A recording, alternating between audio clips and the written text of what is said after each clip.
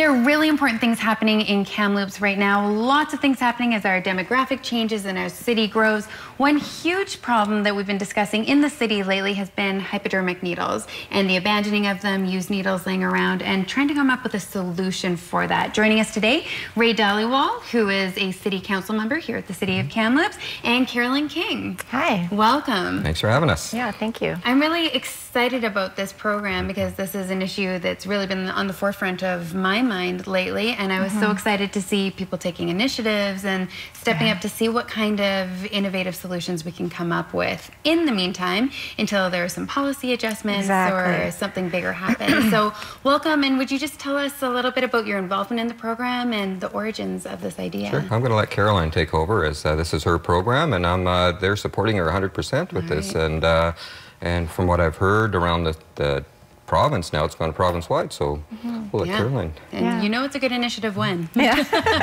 So yeah, I thought about this in 2017, just the area that I volunteer, I was just starting to see there was more and more needles being left, and we actually had a huge increase in needle users, it seemed, as soon as the safe consumption facility went in. I know that's something people don't like to say, they don't like to see that correlation, but we definitely saw it where we were.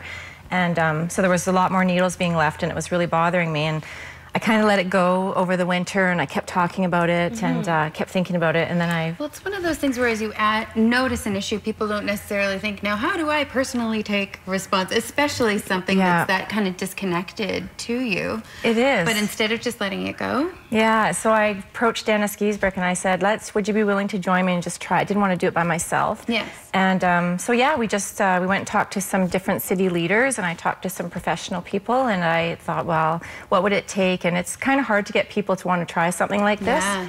Well, particularly because this isn't an issue that it is not sexy or glamorous or any of those things that usually people latch onto for an idea. So it's hard to get those really necessary ideas out the door sometimes. It is. And for me to get involved, it was part of my campaign with safety and security of our citizens, and this fits right in with that.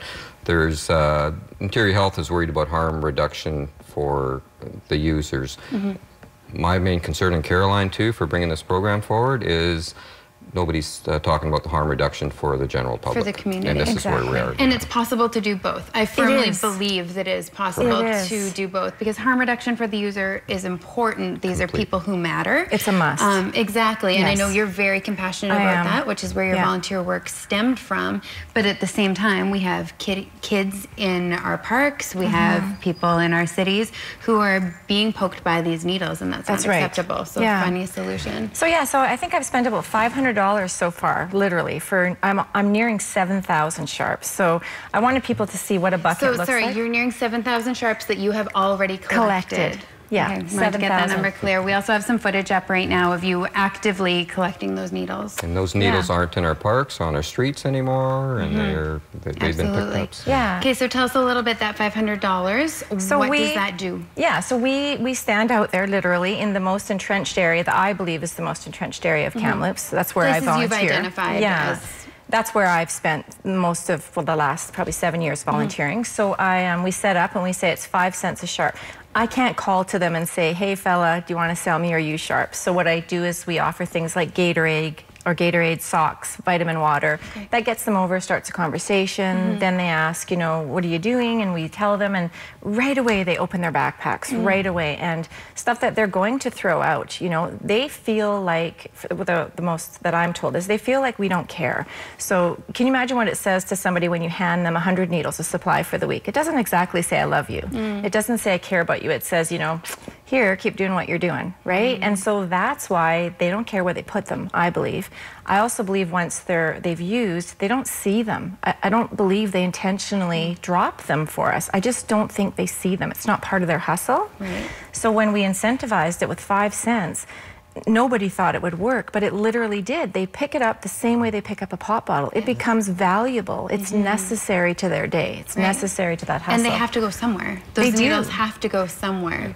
They do. So this is a beginning. So really what you're doing is targeting the user themselves to bring their own needles and dispose of them and get this cash return. And that's all we've had. We haven't had any citizens of Kamloops collect, which was the concern. So the idea is not that you're saying, so this is a call to action, go pick up needles. That is not the message here. The message is speaking to the users themselves in order to bring those in. Exactly. My hope is that if we can keep putting pressure on Interior Health, who is a fabulous organization, the street nurses are amazing girls. The street My nurses gosh. are incredible. They're angels. They people. are. What they see and do in a day just blows my mind. But if we can keep putting pressure on the people that make the rules to say, look, what you're giving out in a day is too much. What you're doing is, it's an old policy that doesn't work in today's issue, right? If we can put pressure on that while we raise some awareness to what's out there and retrain those users to a different way of doing things, then we can maybe reduce what we're handing out as the streets come clean, and we've got a new thing in play. And I believe there's an education component too, because I think lots of people in the city didn't realize how prominent and how the abundance of needles that were out there. So you hear people educating even their kids or being more aware when they're in public spaces to be aware of this, and that is something we need to be cautious of. And users themselves, honestly, they're proud of themselves. They're bringing them back, or they're coming and getting collection containers. Because even this adds dignity. Dignity is a very big deal for all people. So if it's something this simple that can bring an element of dignity, that's a good thing. And it gives them some self-worth too. They're doing a service to the community too. So tell us a little bit, where does the money come from that goes to the people when they bring back a needle, I mean? Yeah, so the majority of it comes from Dennis Gaisbrook and myself, and we started getting donations. Funding it is what you're saying. Yeah. And so like I said, buying the sharps itself isn't that expensive. It's about $500 to $600 so far.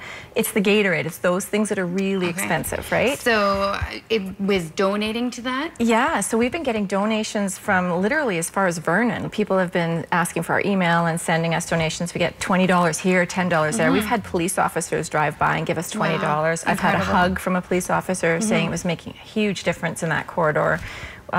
Even Ask Wellness workers have come by, and that's the thing. Ask Wellness is an amazing group of people. They're doing amazing work there as well. So it's not a condemning of the systems that are already in place. No, and that's what I want to make sure. It's the posing of a solution. Exactly. I want to make sure people know that we're not saying don't that these people aren't doing a great thing. They are. It's just that saying there's more to be done. Exactly. Yeah. If people would like to contact you, if they would like to donate, if they would like to know more about the program, where can they do that?